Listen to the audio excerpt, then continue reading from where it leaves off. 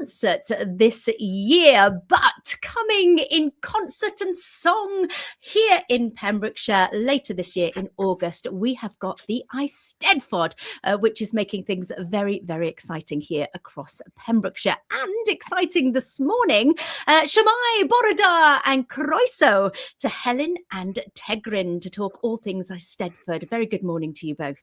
Bore da. Bore da. And Helen, we have got a very, very exciting day and weekend coming up starting this Friday. Could you tell us a little bit about that to start us off, please? Well, as part of the St David's Day celebrations, there's going to be a parade in the town on Friday. And on Saturday in Haverhub, there's a concert which starts at 6:30, which has got a great lineup. It's called Cawla Chan, which means soup and supper. So everybody can have a bowl of soup, get together, and there's going to be choirs for good Hwlffordd, Parti Addysg Cymraeg Sir Benfro, Grŵp Gwerin Fel Amau. Myself and my husband Dave are going to be singing. You might have heard us last week on BB Scone's show. And May Gwynedd, who's quite a big deal in the Welsh pop culture, he's also going to be joining us. So it's a great lineup. And you can get tickets at the Haverfordwest Town Council offices on Quay Street. I love it. You're literally making people sing for their supper. Absolutely. And Gymraeg for St David's Day, which I love. And I know that Choirs for Good, we're really excited to be there. We're going to be refining our song tomorrow evening, which is exciting. And it's exciting to be able to sing in Welsh and be immersed in Welsh culture, something that doesn't necessarily happen daily in Haverfordwest. But we're doing this because of the Eisteddfod coming to town. What's it been like from your perspective, Helen, having all of this Welshness around us and having a light shone so brightly over it? It's been a treat for me because the default language in Haverfordwest is English. If you go to other towns which are more Welsh, you can start a conversation in Welsh, but it's really been lovely, and it's pulled a lot of the groups together, like the Welsh learners, the groups Meithrin, so the small children groups, the learners. We had a pop-up at the Friday market a couple of months ago, and so many people came and said, how do I join a Welsh learners group? And yeah, it's been really positive. Yeah, I've been learning Welsh for 6 years. And I went to my first ever Eisteddfod a couple of years ago. I went to my first ever Urdd Eisteddfod last year. Tegryn, the Eisteddfod, the largest travelling cultural festival in Europe, is coming here to Pembrokeshire in West Wales, up above north at Llandud. This is a big deal, isn't it? Yeah, it's a very big deal. It's the first time that the Eisteddfod have visited Pembrokeshire since it came to St David's in 2002. It's during that time it's changed significantly. It's grown quite a bit, so it's very much a catalyst for Welsh culture, but also a catalyst from a tourism point of view, a community point of view, because what is happening in Haverfordwest is happening all around the county as well. Mm-hmm. Thomas Hopkins has just joined us. Amin Uni on Instagram, part of the Learn Cymraeg Sir Benfro courses that you can get here. He's going to be there on Saturday night as well. And you mentioned that it hasn't been here since 2002. It's changed a lot, and yet it's steeped in cultural heritage, history. It outdates many things that we see around here. And the proclamation in Narberth happened last year to say it was officially coming. It's a wonderful mix of the old and the new, isn't it? It's very, very much so. One of the reasons it's coming back is the fact that it's 850 years since the first Eisteddfod was held in Cardigan Castle. Basically, it's a festival that's been running for certainly in the last 150 years on a very regular basis. But, while you get the traditional elements, the poetry and the canghanedd and the crowning and the chair ceremony there, it's also a very modern festival as well, with dance, street theatre, comedy playing a very key element of it. I like to describe it as it's a bit of a cross between Glastonbury and the Hay Festival in Welsh. In fact, that's very accurate from my experience when I went to the other couple of years ago. Gina. One thing I was going to say, even though it is a Welsh cultural festival, like people like myself who maybe don't speak Welsh or maybe sort of want to know more about the culture, we can still come too. There's things for us, for the English speaker.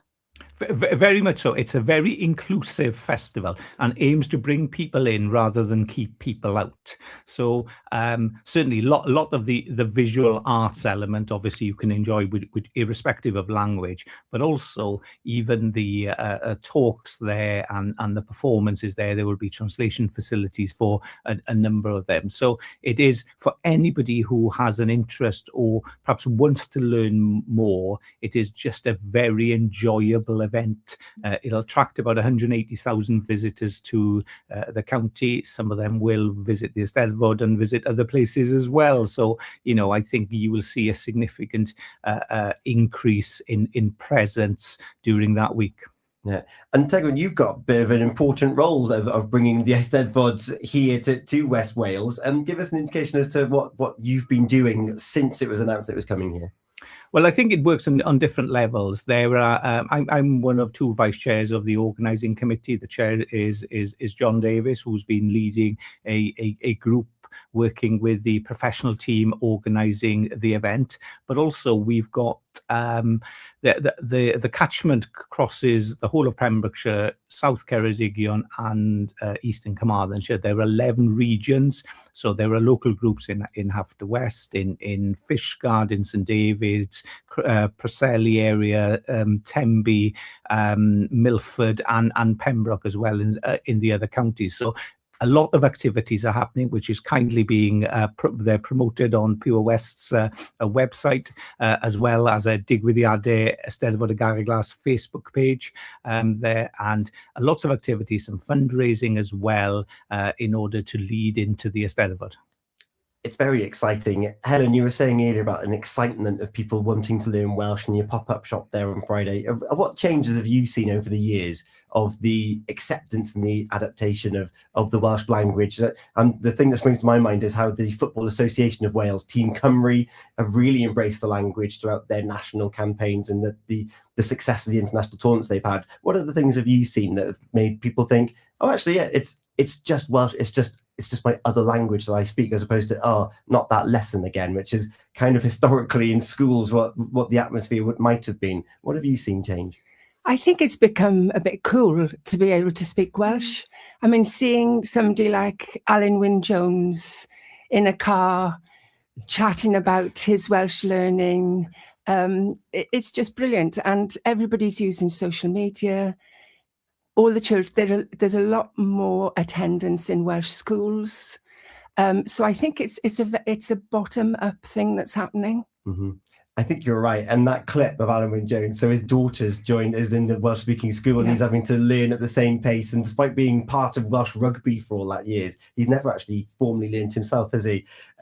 My wife is a first language Welsh speaker, and she was amazed when I was messaging my friends from Haverford West. We didn't necessarily speak Welsh growing up, but we text each other in Welsh just to try and keep chipping away. And what's that? What's the right verb and what's the right tense for that? Just to keep it going. And I think it's those little moments, Tegryn, that can really make a difference. It's actually, I feel more identified to this part of the world than I did before.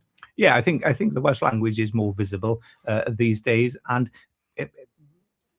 irrespective of what people's ability are, they just need to use what Welsh they have and what Welsh they're comfortable with. We need to include more people rather than set unrealistic high bars for it, really. So the Eisteddfod hopefully will open doors for people. It'll develop a better understanding, and actually, more importantly, support excellent Welsh learners such as yourself to improve even more. I'll carry on doing my best, and it's good for you to learn different language. And what's exciting is that this isn't a one-off conversation we're going to have about the upcoming Eisteddfod in August. We've already got ideas to have other people on from Benfro, looking at some musicians and other people that are going to be performing between now and then. And also, Tegryn, you were telling us that the 100 days for the Eisteddfod is a big deal as well when that comes in April. Yeah, certainly. There's a process called Harddi, which is people welcome the Eisteddfod across the region by putting decorations, bunting, etc. on as well. So there will be a start of that process leading up to creating quite a spectacle, both in Llantud and across the county at the start of August. It's very exciting. Gina. I was just thinking, well, I'll be wanting to travel round and have a little look. So it's going to be an exciting time for everybody within the area to be able to get involved with that as well. And for families to actually get in and say, come on, let's go and have a little look at this. It'd be like going to see Christmas lights, won't it? Yeah, it's lots of fun, and there are lots of pop-up shops and food stalls, and it's a really great day out. Yeah. And of course, you've been having these events throughout these different regions that you mentioned there, Tegryn. This isn't the first one that's happening on the weekend. This is just one of a very long line. But Helen, remind us, if we're late onto this journey, how can we get involved and support the Eisteddfod and support St. David's Day in Haverhub this weekend? 6:30 in Haverhub, Cowlachan, tickets from the Haverford Town Council office, and it's a great lineup. It's open to everybody. It's going to be bilingual, and we look forward to seeing new people. It's going to be fantastic. The events of other regions are on our website, purewestradio.com. Click on the What's Ons, but there's also the dedicated Facebook page, Dig with the Eye at Eisteddfod Get a Glass. Okay. Lovely. So David looks after that. So no pressure, Dav, but you've got to keep it updated. And in fact, there was funding released for St. David's Day, actually, and the football, Haverford County, they've got an event coming up on Thursday for schools in the Welsh Football Festival. I know that the Pembroke Coast National Park are doing something as well at Oriel Park. So there's St. David's Day as well as Eisteddfod to really embrace the culture. And St. David's Day, the city is here. So let's embrace that day and really get behind it on Sunday. Helen Tegryn, thank you so much for joining us. Anything you want to say before we play one of your songs? No. Welcome, and please come and join us. Welcome, and please come and join us. Thank you so much. You mentioned on Saturday quite a big deal in the Welsh Pop Centres is coming around. Should we play a bit of them now? Yes, please. Go on and introduce who is it. So this is May Gwynedd. May Gwynedd, Gwneud y Pethau Bychan. It's on the way next here on Pure West Radio. It's coming up to 7:45. Diolch o galon. Diolch yn fawr iawn. Mindful Monday, proudly sponsored by SM Bespoke Care and Support.